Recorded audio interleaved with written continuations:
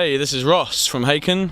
And this is Richard from HAKEN, and you're watching Stormbringer, The Austrian heavy zine.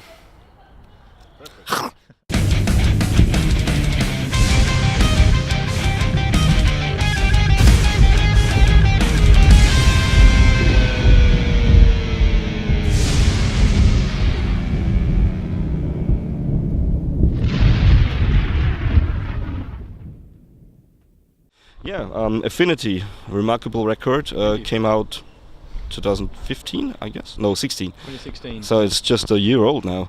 It is. Yeah. The main theme behind it is it goes way back to the 80s. Is it right? The concept, because the style and the overall thing, it roots in the beginning of computerism and everything like that. How did you come up with that? Well, the mountain was heavily kind of steered towards the 70s prog direction, and we didn't want to repeat that. So on the Affinity, we wanted to go a decade later, and the 80s seemed a good starting point. I have to say at this point, it doesn't. The 80s doesn't run throughout the whole record. It's kind of a starting point. So obviously we have a kind of theme that runs throughout, and the chronological order of it runs to the modern age. You'd have to kind of work out what's going on in the lyrics, but the 80s was a good starting point, and we felt it was a good thing to use that for the promotion of the record as well. And for the cover as well. Personally, we all have a lot of affection for 80s music, cinema, culture. It seems to be a thing that's popular at the moment. So. Yeah.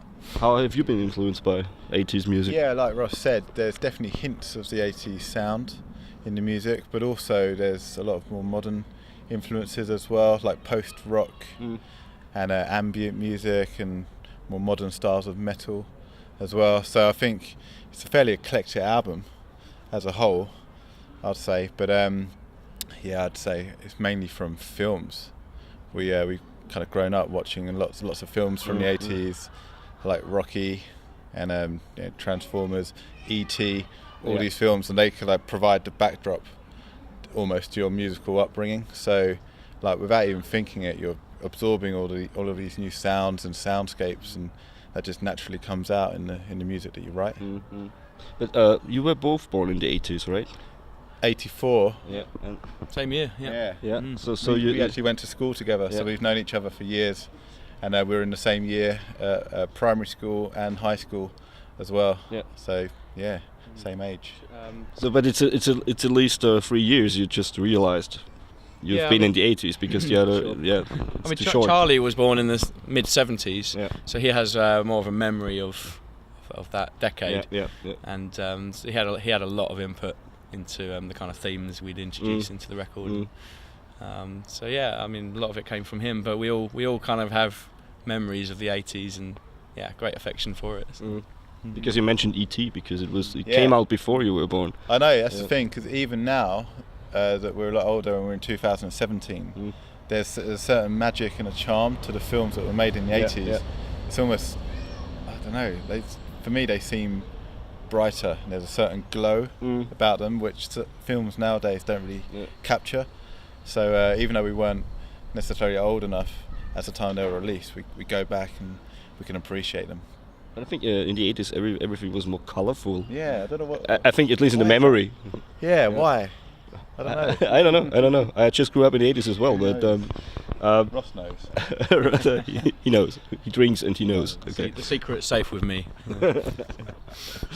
But I think the 80s were a very influential decade anyway, with the music and everything, because it's so sustainable. The things that came out those 10 years, or maybe some years before and after that, like The Police or something that changed very much, Peter Gabriel and everything like that. Is this an approach the band always tries to have, those reinventing kind of stuff, like the guys in the 80s did? Reinventing yourself? I don't think we're trying to kind of reinvent the wheel in any way, nor are we trying to copy things that have gone before. We're always trying to stay honest and true to the music that we like to listen to. That's for sure. I think that how we're blending different genres, etc., is kind of the appeal of HAKEN.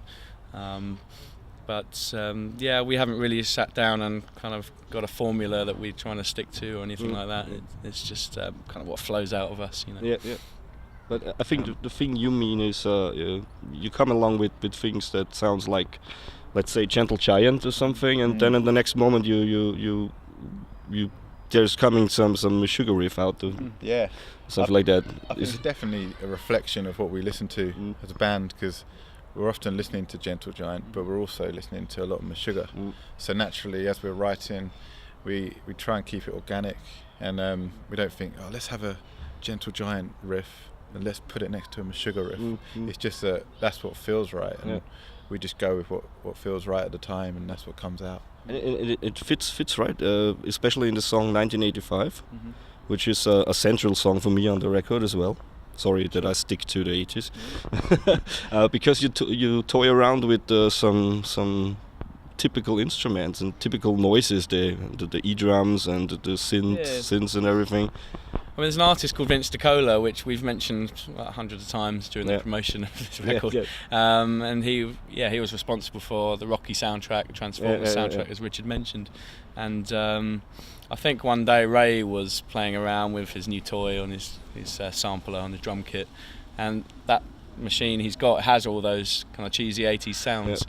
And it just developed from there, and I think Diego got involved with the kind of sound design, and things just snowballed, and we ended up with a song which was really a tip of the hat to Vince DiCola and you know, 80s cinema, pop culture. You know. Like so yeah, it just happened that way. You know. I think The Mountain was a very huge album, at least for me as a listener. Was it tough to make a follow up, or didn't you give yourself any pressure on that? Not really. I mean, with the first 3 albums, we were writing the music differently, to be honest, and I would come up with a lot of the ideas and send it to the guys, and that's how we did it, and then we'd rehearse the ideas in a rehearsal room. But with Affinity, it was a whole new thing, and we collaborated from the beginning, and we made all the music together, so it was almost like turning over a new leaf and trying something different. So we didn't really feel like there was any pressure. We just went for it, and we just wrote the music, and like I was saying before, it was all very natural. And I don't think we try and think about the weight of expectation when we're writing music. I mean, that's effectively that will taint the outcome, I think. And you should really be writing what sounds good to you, and that'll be the most honest way of writing music. So you're writing the stuff you want to hear in the first place. Yeah, I think that's the best way to write, and it's the most honest way to write, and I think that will ultimately be more appealing to listeners. Well, hopefully. Anyway. At least for me. So, there's one. One maybe there are some other people out there. There's naturally going to be split opinions for people who were expecting the Gentle Giant sound again. But to the fact that there were more collaborators. So it was a team effort. Right. This time. And for the first time. That made the album more eclectic. So I think you can listen to the record and you hear it, that there is more. It's more homogeneous. Do you say that?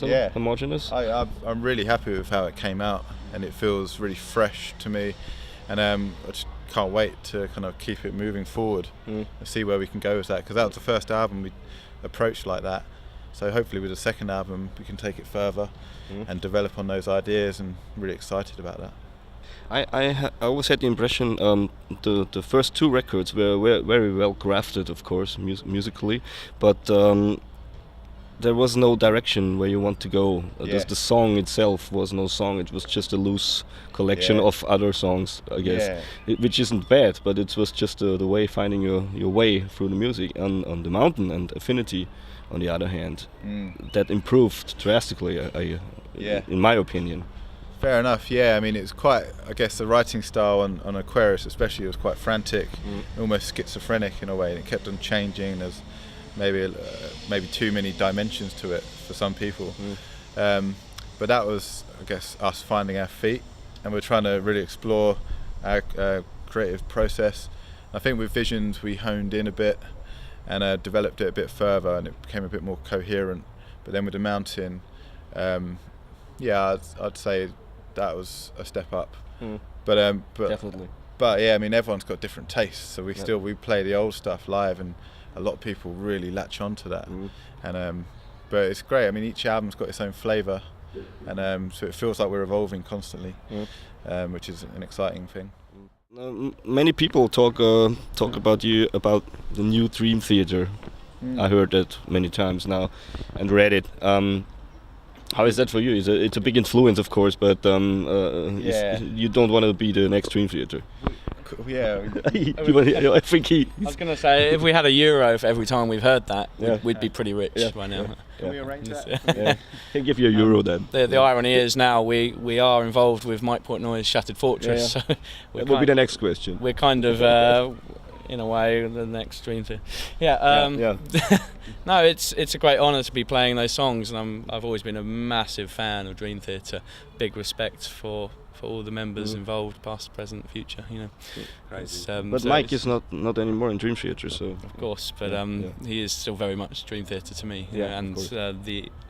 And we grew up listening to those records that we're about to perform. It's crazy. It's like when we did it on the cruise to the Edge. It was the first performance with him.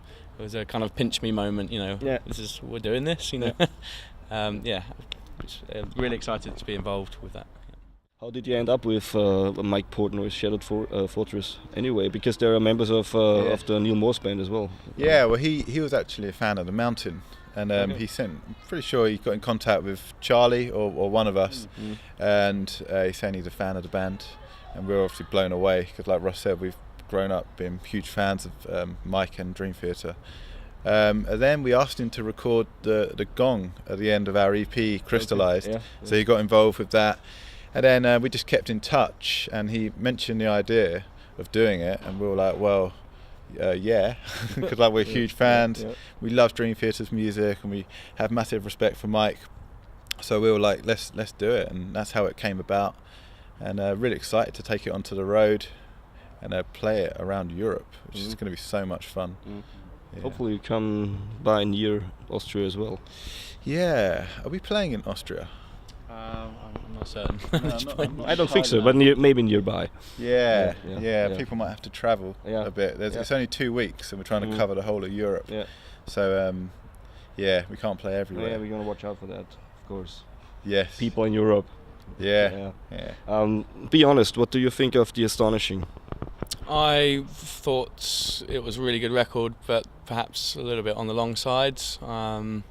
I've made my own playlist of the best tracks from Astonishing, and me too. And it's phenomenal music. It really is. But it's a lot to digest for many people. I felt so. But no, I mean, they're flawless musicians. Can't fault their skills. What about Next to None? What do you say about them? They're amazing. I mean, they're so young. They're 18, and they're just going for it. And Mike's sent us over a lot of the actually finished mixes of the album that they're about to release, and it sounds so incredible and so accomplished for people that are so young. So I can only imagine what they're going to grow into when they're older. Because when we used to play in a band, didn't we?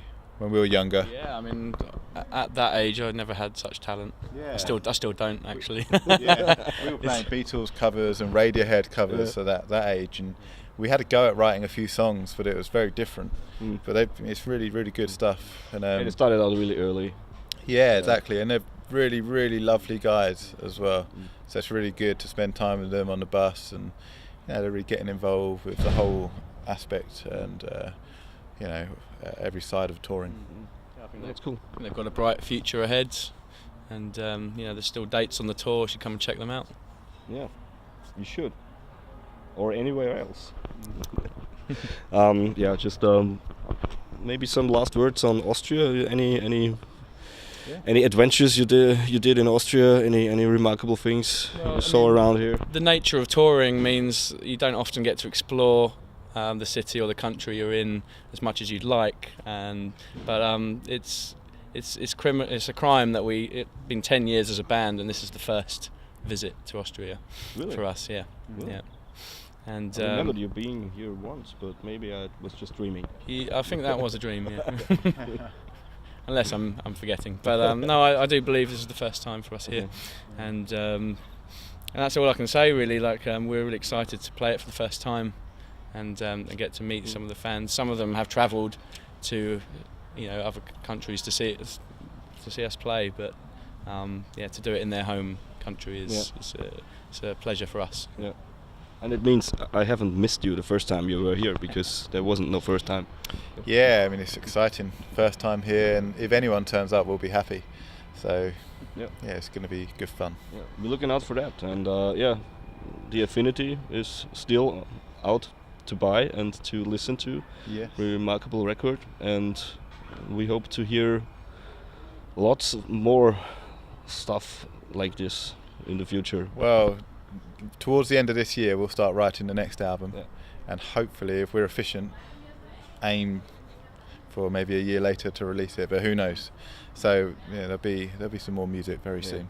There's plenty of stuff to explore. So we can say, we're celebrating 10 years of being a band, and here's to another 10 years.